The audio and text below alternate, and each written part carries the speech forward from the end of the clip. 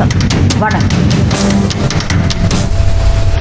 காவிரி பிரச்சனையிலும் இலங்கை தமிழர் விவகாரத்திலும் தொடர்ந்து துரோகம் இழைத்து வருபவர் ஜெயலலிதா தான் என்று திமுக தலைவர் கலைஞர் கண்டனம் தெரிவித்துள்ளார். துரோகம் தொடர்கதையானது யாராலே என்ற தலைப்பில் திமுக தலைவர் கலைஞர் வெளியிட்டுள்ள அறிக்கையில், அதிமுகவைச் சேர்ந்த ஒரு சில அமைச்சர்கள் சட்டப்பேரவையில் தங்களது இடத்தை தக்கவைத்துக் கொள்வதற்காக பிரச்சனைகளை எழுப்புவதாக கூறியுள்ளார்.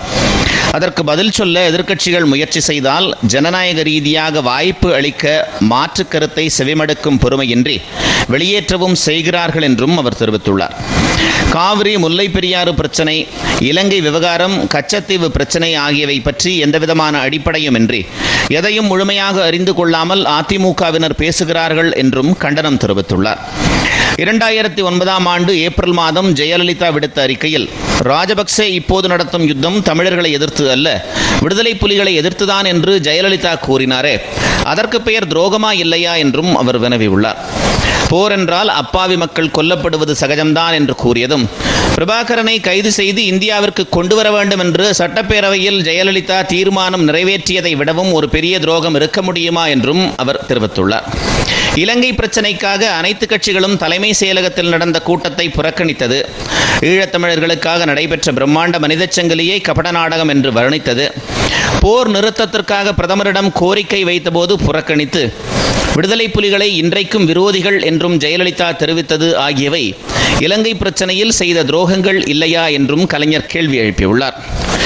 காவிரி பிரச்சனையில் நடுவர் மன்ற தீர்ப்பு வந்தால் கூட கர்நாடகாவில் அணையை திறந்தால்தான் காவிரி நீர் தமிழ்நாட்டிற்கு வரும் என்று கூறியதும், அந்த தீர்ப்பை நிறைவேற்ற வேண்டும் என்ற கட்டாயம் கர்நாடக முதலமைச்சர் பங்காரப்பாவுக்கு கிடையாது என்று தெரிவித்தது, நடுவர் மன்ற இடைக்கால ஆணையை அமல்படுத்த குழு அமைப்பது பற்றி ஒப்புதல் கேட்ட மத்திய நீர்ப்பாசனத்துறை அமைச்சர் சுக்லாவுக்கு 9 மாதங்கள் கழித்து பதில் எழுதியது, காவிரி நதிநீர் ஆணையத்தை பல்லில்லாத ஆணையம் என்று தெரிவித்தது, காவிரி ஆணையத்தின் தலைவரான பிரதமர் மீது நம்பிக்கை இல்லை என்று ஜெயலலிதா கூறியது, பின்னர் வருத்தம் தெரிவித்தது ஆகியவை காவிரி பிரச்சனையில் ஜெயலலிதா செய்த துரோகங்கள் என்றும் கலைஞர் தெரிவித்துள்ளார்.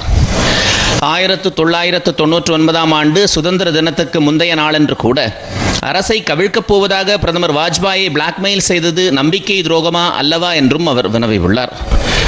ஜெயலலிதாவை அரசியலில் அறிமுகப்படுத்தி ஆளாக்கிய எம்ஜிஆரை பற்றி பிரதமர் ராஜீவ்காந்திக்கு ஜெயலலிதா கைப்பட எழுதிய கடிதத்தில் தனது வளர்ச்சியை பார்த்து எம்ஜிஆர் பொறாமைப்படுகிறார் என்று கூறியதை விட பெரிய பச்சை துரோகம் இருக்க முடியுமா என்றும் திமுக தலைவர் கலைஞர் கேள்வி எழுப்பியுள்ளார்.